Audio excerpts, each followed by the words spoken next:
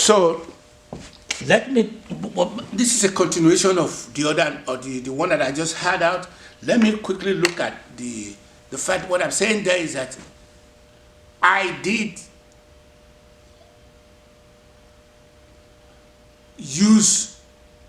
I did put a lot of timing into technology as a scientist who has a degree in agronomy, crop production. I did put a lot of effort into the other part of it, which was science, technology, engineering, arts, and mathematics. And all of them are all under my belt.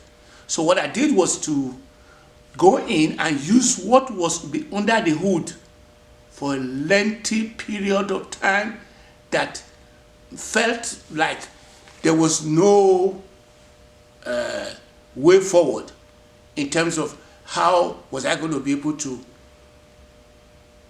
flip my struggle and put the struggle of my memory, because in computer science, you're just like a mechanic. All you're doing is just you're changing parts. You're not really, as a programmer, you're not really doing anything out of the ordinary, unless if you are a scientist, like the one that went to put in that transformer, that Canadian guy that went to put a transformer.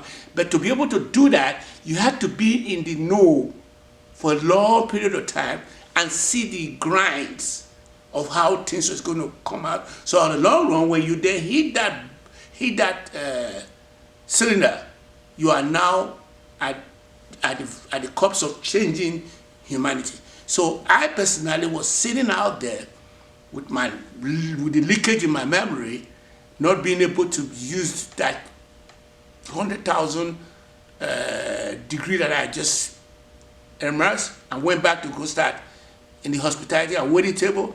So what I did was I said, okay, boom.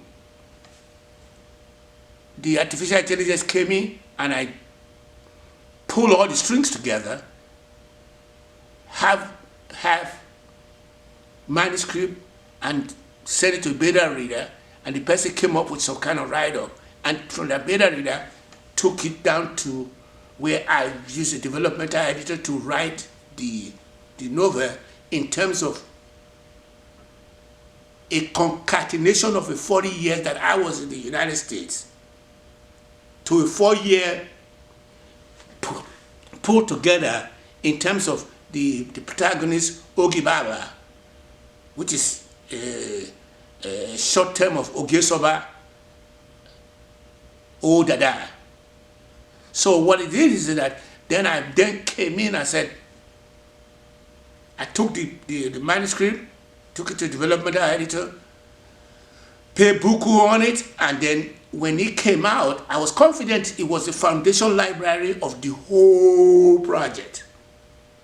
But I left it on the shelf because that's what you're supposed to do anyway. You write a book like that, you take it and put it on the shelf, later on you come back to it after it's simmered down. It just got to simmering now because as of January, I just came to the conclusion that, oh, I have a manuscript that can be turned into cash cow. So this podcast is really about an introduction of the fact that I'm putting you guys on a standby, that you are going to help me with the sales of that book. And how do you going to do that? You're going to go out there, and then what you're going to do is that you are going to try and fish out people who are in your cycles of friends, find out how many numbers of people who are going to want to be able to say, I'm going to buy in. First of all, you have to have a buy-in into when the novel comes out. The novel is not that much of too much. Why I call it foundation libraries, because one, it is going to help with the women thing out, make women to become to crack the glass ceiling. Then at the same time too, people of African descent, whether it is in the diaspora, primary diaspora, secondary diaspora, tertiary diaspora, it doesn't really matter because I'm using that term, but with special reference that those who are in, the people who are those who are in the diasporans are going to be the one that is going to go take the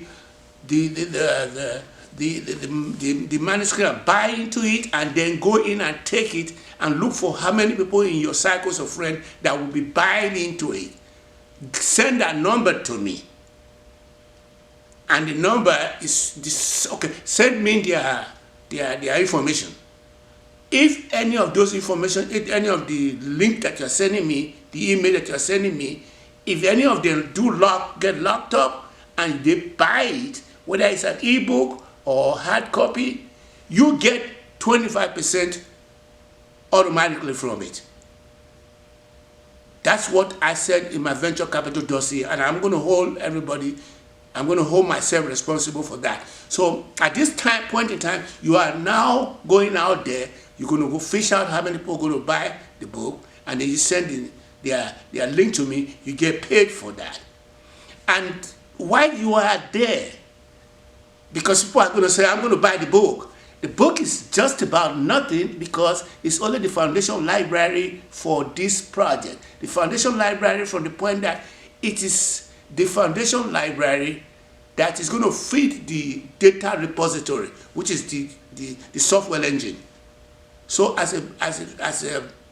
the foundation library, the novel itself is saying that it's a concatenation of the 40 years that I was here, which I didn't go 6 feet under, and also at the same time too, it's a 4-year concatenation. And I kept using that word concatenation because in computer science, you add, when you put something together in parentheses, you're concatenating.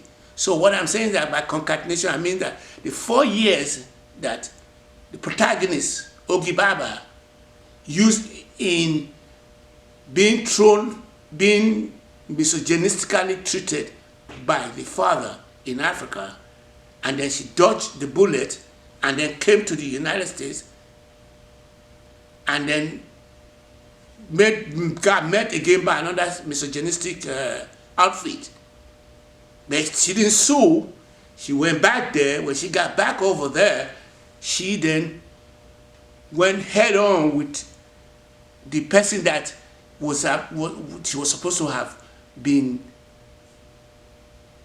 tied at the hip to, and then ran for to become president and won. So what I'm saying in effect is that the book is it's make believe, but it is a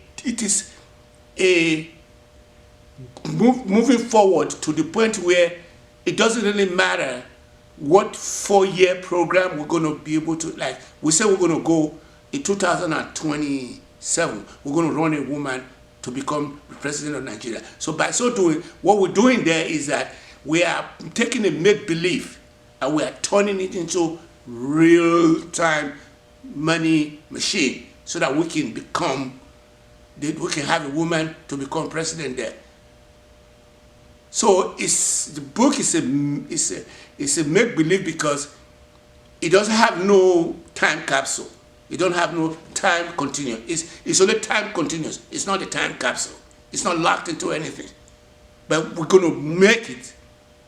We're going to walk it, whether remotely or whether on the grassroots level there. We're going to walk that thing. So it's a foundation library for the entire project. Anything, when I'm no longer with you guys, I want to be remembered as somebody who had the interest of women and the interest of people of Africa and this and that, because both of them were thrown under the bus at the same time, misogynistically, or we were racially out of order. It just kind of happened that I'm raising my voice now that based on what I have, the 40 years that I've been here, and my conclusion is that there is nobody of those tribes who throw us under the bus that are more. There's no successful people who throw us under the bus out there. They run scared. They run scared. If they don't run scared, why are they having all this what you call security data? I can walk out here today and just, nobody will even know I am even there. But go tell it to all those boys. Tell them, go out there like that. They can. So today, I am saying that I am delighted that if you do need anything in terms of writing a book, you can come to me, because everything has become more open out there with the use of the artificial intelligence. It wouldn't have happened for me if I had not had a grind of almost like from the time I landed WIU and I was here for my associate degree. The first thing I was going to say was that I'm not going to do this undergraduate. I'm just going to go into computer. I'm glad I didn't go in there, because even being on probation, being on suspension, if I had gone into the computer science, not only that, those who went into computer at that point in the 80s, none of them was able to make good, save people who challenged from angle of Apple or from the angle of Microsoft, who challenged the big boys, which was the Watson people. The Watson, the guy that went to go and start doing some,